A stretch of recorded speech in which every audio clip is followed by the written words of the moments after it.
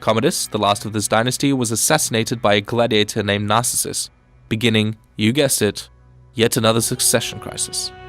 The Severan dynasty would usher in a period called the Crisis of the 3rd Century, where the number one cause of death for Roman emperors became assassination. Not exactly a recipe for...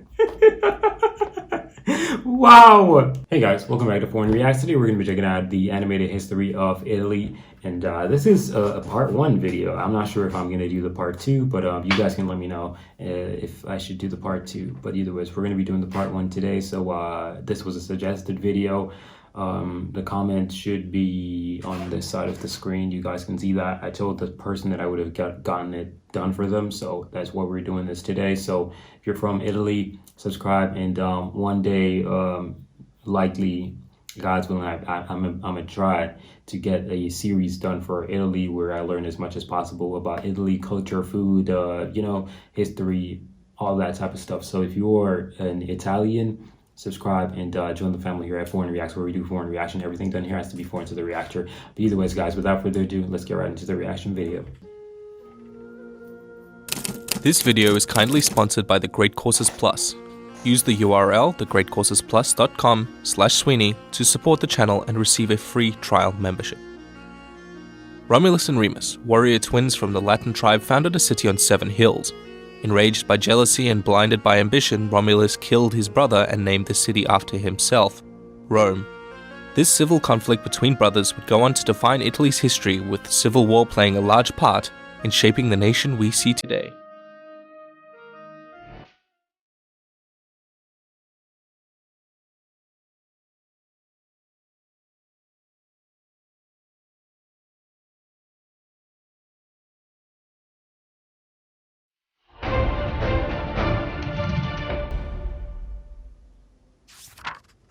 The Italian peninsula was a thriving hotbed of prehistoric civilizations, with all the basics of Bronze Age society such as metalwork and agriculture.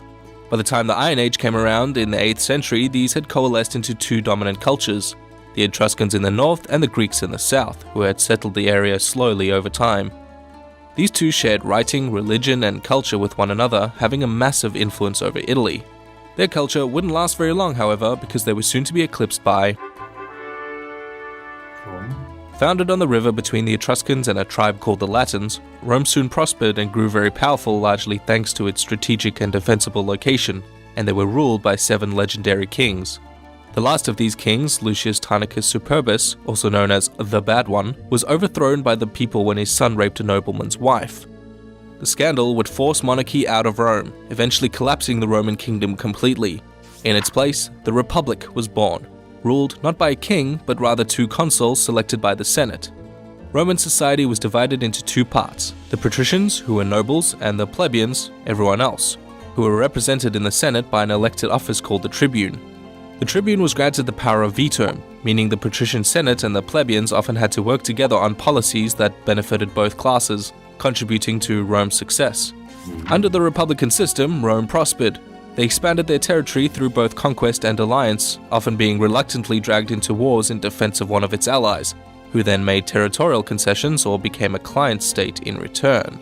This cycle continued, and soon Rome became the ruling state over most of Italy, and Latin became the lingua franca, or common tongue. A rather small domestic dispute in the city-states of Sicily dragged Rome into an open conflict with Carthage, known as the First Punic War, which they ultimately won. The political fallout from this war was immense, and the 2 sides hated each other from that day forward. After 2 more Punic Wars, in which Rome was very nearly defeated by the Carthaginian leader Hannibal, Rome destroyed Carthage and annexed most of her territories. The Senate became more and more interested in securing Rome's place in the Mediterranean basin to ensure another Hannibal never threatened Rome again. This would bring them to war with the 3 dominant Greek kingdoms. The city of Carthage and Corinth were both completely destroyed in 146 BC, and Rome became the undisputed naval power of the Mediterranean. Fast forwarding a bit to everyone's favorite Gaius Julius Caesar. An ambitious politician and military leader, Caesar eventually landed a gig as the governor of Gaul. When recalled to Rome for his abundant abuses of power, Caesar made a huge power grab in returning to Italy with an army, plunging Rome into civil war. After Pompey's death, Caesar attained all political positions he could, effectively becoming a dictator and emperor. As you may remember, the Romans weren't all too fond of monarchy, so you can guess what happened. With Caesar's corpse on the Roman Senate, the nation was again plunged into civil war between Caesar's adopted son Octavian and Mark Antony, paving the way not only for the Roman Empire but also two very interesting Shakespeare ripoffs. Octavian, the winner, was renamed Augustus, and his reign would soon be followed by the continuation of the Julio-Claudian dynasty, and a 2-century-long absence of war called the Pax Romana, the Roman peace, interrupted only occasionally by a few emperors whose mental faculties have been called into question. Rome became the birthplace of the Roman Catholic Church. Ironically, however, in the early days, Italy was very unsafe for Christians, who were frequently persecuted and blamed for many tragedies, including a great fire in the heart of Rome. After one succession crisis, the Flavian dynasty was established, ushering in a new era, famous for making Italy more diverse and multicultural, and the building of its most famous monument, the Colosseum, giving the Roman people the two simplest of life's pleasures: panem et circenses, bread and circuses. A volcano also destroyed the city of Pompeii, but I don't think the Flavians had anything to do with that. The Flavians were replaced by the Nerva-Antonine dynasty, famous for its 5 good emperors. Rome reached its zenith under this period both culturally and territorially. Commodus, the last of this dynasty, was assassinated by a gladiator named Narcissus, beginning, you guessed it, yet another succession crisis. The Severan dynasty would usher in a period called the Crisis of the 3rd Century, where the number one cause of death for Roman emperors became assassination. Not exactly a recipe for wow! Political stability. Rome would soon become very decentralized with time, being victims of globalization, cheap slave labor, inflation, and legionaries of barbarians who were more loyal to their generals who paid them than to Rome. 26 emperors were proclaimed in half a century, and the empire became politically split in half, and even the capital of the empire was moved to the Greek city Byzantium, later renamed Constantinople, illustrating just how volatile the city of Rome was becoming.